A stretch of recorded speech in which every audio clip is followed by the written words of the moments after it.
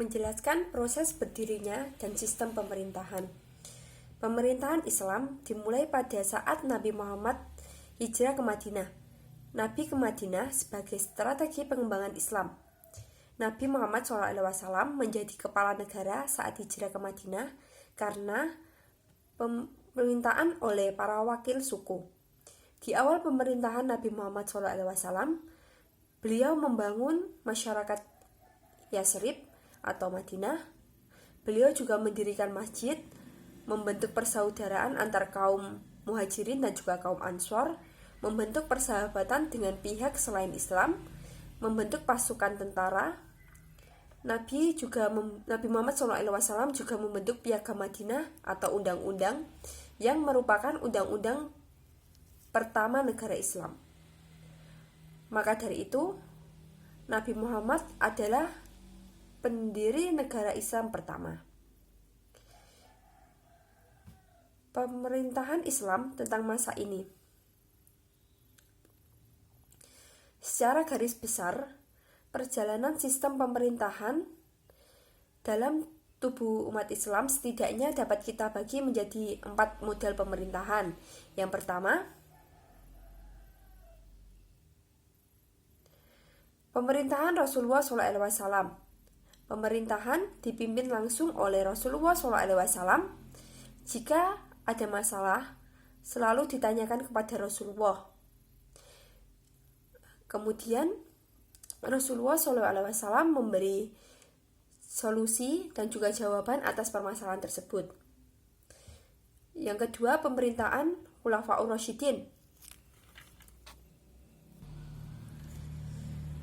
Pada pemerintahan Khulafaur Rasyidin,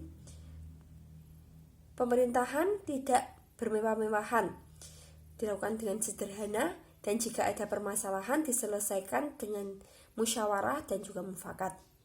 Yang ketiga, pemerintahan Daulah Islamiyah. Banyak sekali kemajuan pada pemerintahan ini. Meskipun ada juga kemunduran, perebutan kekuasaan juga. Yang keempat, pemerintahan bentuk negara-negara. Pemerintahan mulai menata administrasi negara dengan baik, mulai adanya gubernur, dan lain-lain. Nah, pada masa tersebut, pemerintahan sudah tidak berbentuk kerajaan lagi. Tokoh-tokoh penting pemerintah dan kontribusinya seperti Umar bin Abdul Aziz, Harun al-Rasyid, Salahuddin Ayyubi, dan lain-lain. Yang pertama, Harun al-Rasyid merupakan khalifah yang besar pada masa dinasti Abbasiyah, yaitu pada 786 sampai 809 Masehi.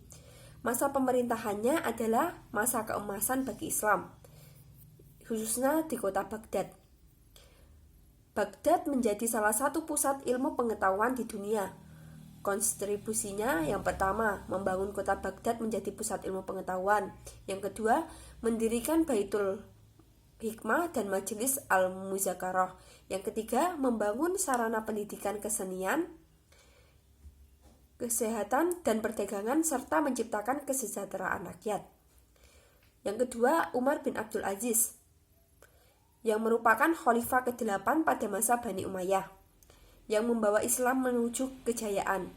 Kontribusi yang dilakukan oleh Umar bin Abdul Aziz yaitu membersihkan baitul mal dan harta yang tidak halal dan mendistribusikan kepada orang yang berhak menerima dan menjadi sejahtera. Kemakmuran secara merata pada masa Bani Umayyah. Selanjutnya, Salahuddin al-Ayyubi merupakan seorang jenderal ulama dan pejuang muslim dari Tirkit, Irak. Beliau lebih dikenal dengan nama Salahuddin. Kontribusi yang pertama, membebaskan Baitul Maqdis dan kerajaan lain pada Perang Salib. Yang kedua, mendirikan dinasti Ayyubiyah, Mesir dan Suriah.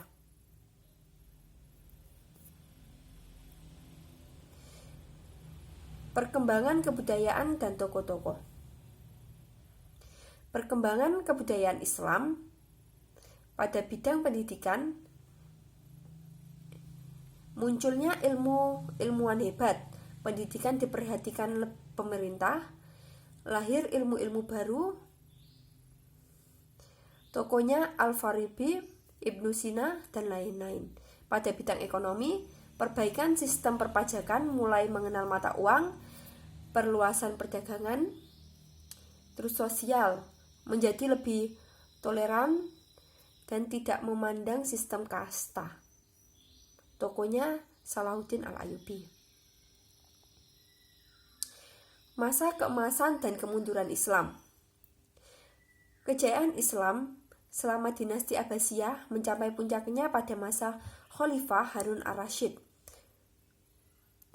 dan juga anaknya Abdullah al-Ma'mun. Banyak perkembangan ilmu, pengetahuan, dan teknologi serta pembangunan sarana pendidikan. Masa ini menjadikan kota Baghdad sebagai pusat ilmu pengetahuan dunia. Awal kemunduran Islam diawali dengan jatuhnya kota Baghdad pada tahun 125 Masehi ke tangan bangsa Mongol. Karena Baghdad sebagai pusat kebudayaan dan peradaban Islam yang sangat kaya dengan khasanah ilmu pengetahuan, itu lenyap di bumi dan dihanguskan oleh pasukan Mongol yang dipimpin oleh Hulagu Khan. Kemudian Islam semakin runtuh karena bangsa Mongol dari dinasti Klan melakukan serangan ke Mamalik di Mesir. Selanjutnya, ibroh sejarah Islam masa ini, atau menjelaskan 3 kisah terkait tokoh atau peristiwa dan dalam tentang waktu masa ini. Keteguhan dan kesadaran dari para khalifah untuk menyebarluaskan agama Islam dengan melihat bagaimana para khalifah memajukan dan memakmurkan Islam menjadi pengingat untuk kita bahwa kita sebagai umat Islam juga harus selalu berani dan mempertahankan Islam. Khalifah terdahulu sangat gencar dalam mengembangkan ilmu pengetahuan. Itu sebagai motivasi kita juga untuk selalu mengembangkan pengetahuan yang kita miliki kepada orang lain.